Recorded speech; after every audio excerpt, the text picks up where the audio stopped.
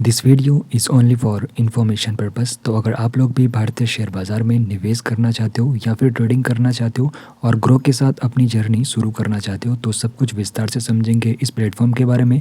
तो ग्रो में 2026 में अगर आप लोग स्टॉक मार्केट में निवेश के बारे में सोच रहे हो तो इसकी अच्छी साइड और बुरी साइड सब कुछ यहाँ पर समझने की कोशिश करेंगे। तो ग्रो में अगर आप लोग अपना डीमेट अकाउंट या फिर ट्रेडिंग अकाउंट बना रहे हो 2026 में तो क्या यहाँ पर आप लोगों को फ़ायदा होने वाला है, कितने यहाँ पे चार्जेस रहते हैं, सब कुछ समझते हैं।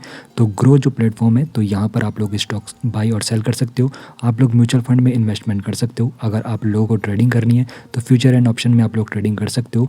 और यहाँ पर आप लोग गोल्ड और सिल्वर के ETF भी बाई कर सकते हो। तो आप लोगों के लिए ऑल इन वन ये निवेश प्लेटफॉर्म रहता है और काफ़ी इसका सिंपल इंटरफेस रहता है। अब यहाँ पर बात आती है शुरुआती लागत की, यानी कि अकाउंट के खर्चे कितने। तो चलिए विस्तार से समझते। तो सबसे पहला सवाल आप लोगों के दिमाग में जो होगा, क्या यहाँ पर अकाउंट ओपन करना बिल्कुल फ्री है, क्या अकाउंट करने के कोई चार्जेस लिए जाते हैं। तो आपको बता दूँ, ग्रो अकाउंट ओपन करने का कोई भी चार्ज नहीं लेता है। अब यहाँ पर बात होती है सालाना जो खर्चे होते हैं, तो जिनको अकाउंट मेंटेनेंस चार्ज कहते हैं। तो ग्रो के बारे में आपको बताऊं तो ग्रो आप लोगों से एक भी रुपए अकाउंट मेंटेनेंस चार्ज के नहीं लेता है। तो ये दो चीज़ें यहाँ पर काफ़ी अच्छी है।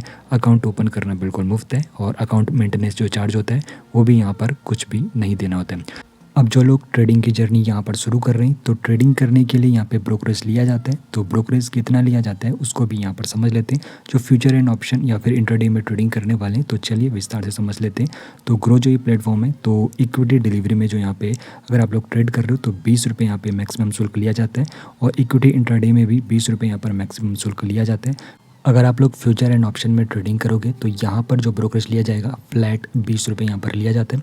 अब ये तो ब्रोकरेज के बारे में बात हो गई, लेकिन इसके अलावा यहाँ पर कुछ सरकारी खर्चे भी होते हैं, जैसे कि STT हो गया, तो सिक्योरिटी ट्रांजैक्शन जो टैक्स होता है तो यहाँ पर उसके भी चार्जेस है। और 2026 में जब यूनियन बजट पेश हुआ है तो यहाँ पर जो STT है 0.02% से बढ़कर 0.05% हो चुका है। तो जो यहाँ पर ट्रेडिंग करते हैं तो उनके लिए इस शुल्क को जानना काफ़ी ज़्यादा ज़रूरी है, क्योंकि अगर वो बार बार ट्रेड करते हैं तो ऐसे में उनका जो यहाँ पे चार्जेस है वो ज़्यादा बढ़ जाते हैं।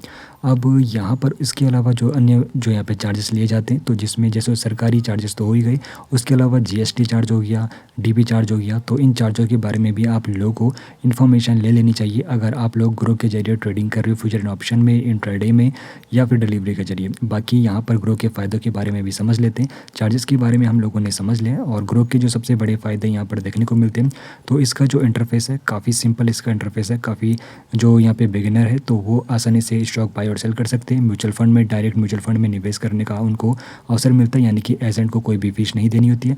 बाकी यहाँ पर अकाउंट ओपन करना बिल्कुल मुफ्त है और यहाँ पर अकाउंट मेंटेनेंस चार्ज भी कोई भी पे नहीं करनी होती है। तो वीडियो के डिस्क्रिप्शन बॉक्स को आप लोग चेकआउट कर सकते हो अगर आप लोग ग्रो के जरिए अपना डीमेट अकाउंट और ट्रेडिंग अकाउंट ओपन करना चाहते हो। तो अच्छी अच्छी चीज़ें तो आप लोगों ने समझ ली है। अब इसकी जो सीमाएं, यानी कि जो इसके डिसएडवांटेज यहाँ पर देखने को मिल सकते हैं। तो अगर आप लोग प्रो ट्रेडर हो तो यहाँ पर जो एडवांस चार्ट होते हैं तो यहाँ पर उनमें कमियाँ देखने को मिल सकती है। तो इतना एडवांस प्लेटफॉर्म इसका यहाँ पर नहीं है चार्ट के रिगार्डिंग।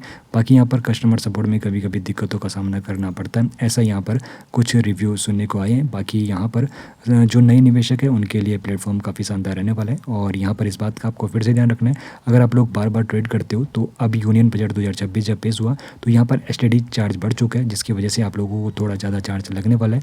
तो अगर आप लोग ट्रेडिंग करते हो तो इस बात का विशेष तौर पर आप लोगों को ध्यान रखना है। बाकी 2026 में अगर आप लोग अपना फैसला चुनने के बारे में सोच रहे हो, ग्रो किसके लिए महत्वपूर्ण है, तो चलिए एक बार मैं आपको अच्छे से विस्तार से फिर से समझा लेता हूँ। तो जो लंबी अवधि के निवेशक है, यानी कि लॉन्ग टर्म जो निवेश कर सकते हैं, तो उनके लिए ये प्लेटफॉर्म सही रहने वाला है। शुरुआती निवेशकों के लिए प्लेटफॉर्म अच्छा रहने वाला है। बाकी किन्हें सावधान रहना चाहिए, तो जो प्रो ट्रेडर है, जो फ्यूचर एंड ऑप्शन में ट्रेड करते हैं और जो यहाँ पर लगातार ट्रेड करते रहते हैं, तो उनको चार्जेस के बारे में पहले समझ लेना चाहिए। और अब बदलते नियमों के साथ क्या आपकी निवेश रणनीति तैयार है, आपकी इस बारे में क्या रही है, हमें कमेंट सेक्शन में ज़रूर बताइए।